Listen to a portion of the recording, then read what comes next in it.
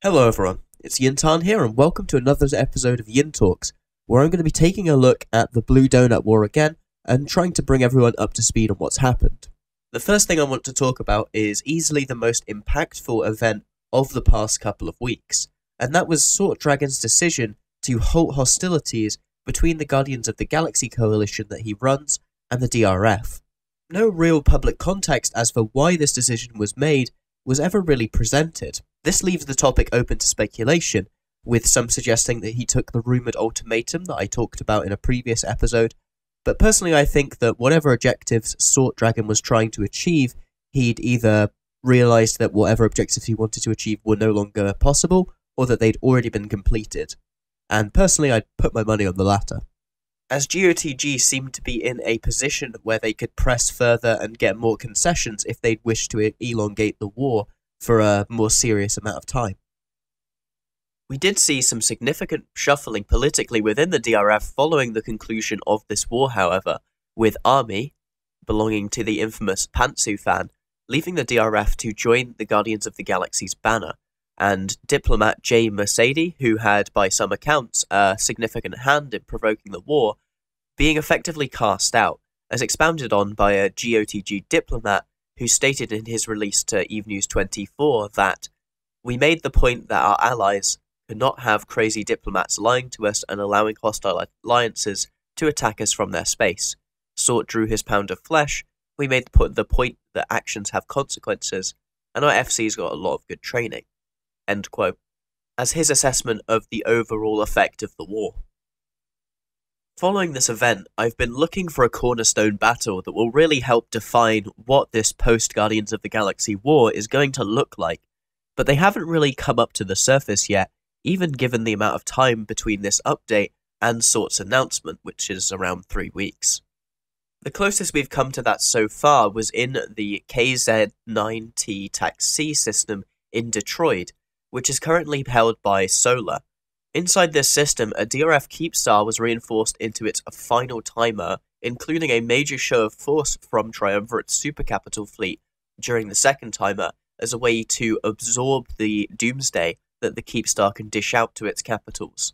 However, on the day of the final timer, a huge DRF plus Legacy plus Imperium force made contesting it almost impossible for the forces who currently operate in the South in this kind of anti-DRF capacity to effectively impact that final timer without losing a significant number of ships in the process. This is not surprising when you consider that the attacking forces here primarily consist of just 4 alliances: Pandemic Legion, Northern Coalition, Triumvirate, and Fraternity, though they do have ties with other entities that will occasionally assist them in these fights. This pattern has played out multiple times over the course of the past 3 weeks, with huge build-ups to timers where one side on the day held clear force advantage and the other decided to deny their opponents a fight. Primarily, the advantage seems to have been held by the side of Legacy and DRF, with them taking a few smaller objectives like the U-Q Astra House, where Legacy, the Imperium and others were able to put around 1.1 thousand people in local, another kind of insurmountable hurdle really at this point in the war.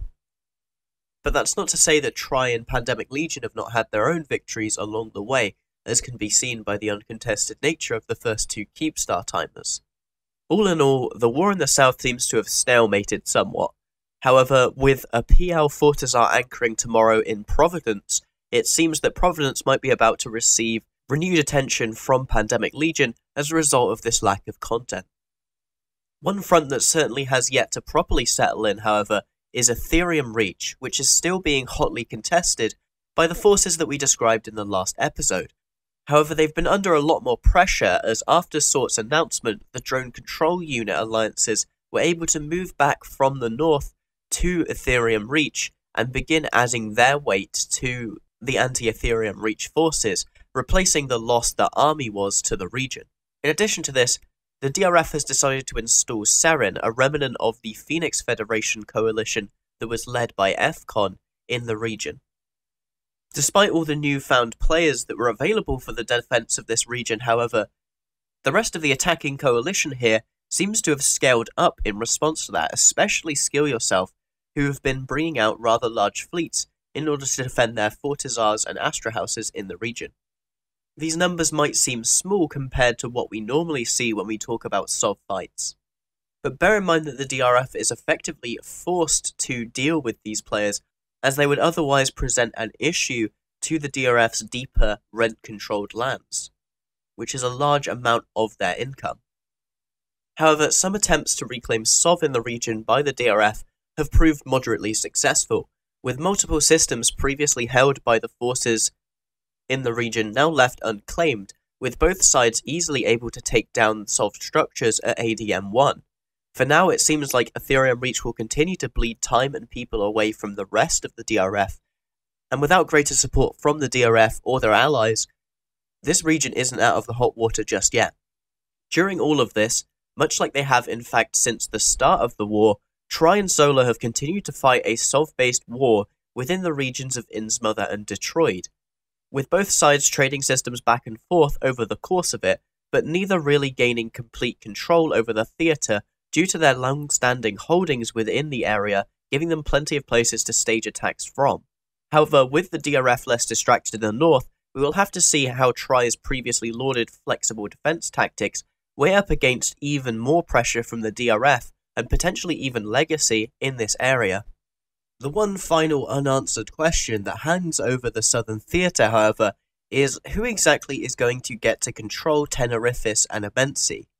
At the current time, it looks like the Unnamed Coalition of Tri and Fraternity have picked up the most systems overall, with them taking a significant chunk of Amensi. However, several systems remain unclaimed in both that region and also within Tenerifis. Previous rumours that Red Alliance was looking to make a move into this area have proven true. However, the Red Menace Coalition's footprint in the region of Amensi seems to be rather minimal, and they don't seem to have come into any major conflicts with Tri currently. It has personally surprised me, however, to see that Legacy seemingly has no interest in defending these regions or taking up pockets of their own within these regions in order to simply deny them to Triumvirate, as these regions have direct links to their own, which could allow Tri to put more pressure onto them. For now, it seems to be what is effectively a free buffet of SOV, with no one major entity staking a huge claim and attempting to consolidate power within EFCON's previous holdings. When that does inevitably happen, it'll be very interesting to watch what side both the Unnamed Coalition and the Red Menace Coalition take, and especially what kind of resistance the ex-Phoenix Federation entities that are still left in the area can put up. And so, with all that in the background, we come to the Christmas break, which is typically a relatively busy period in EVE as people take a few weeks off work and really start to get stuck into the game before the festivities of Christmas actually kick in and people go off to see their families and other such activities that take priority over internet spaceships. As such, I hope everyone is enjoying their Secret Santaing and having a jolly old time blowing each other up. Take care everyone, and fly smart.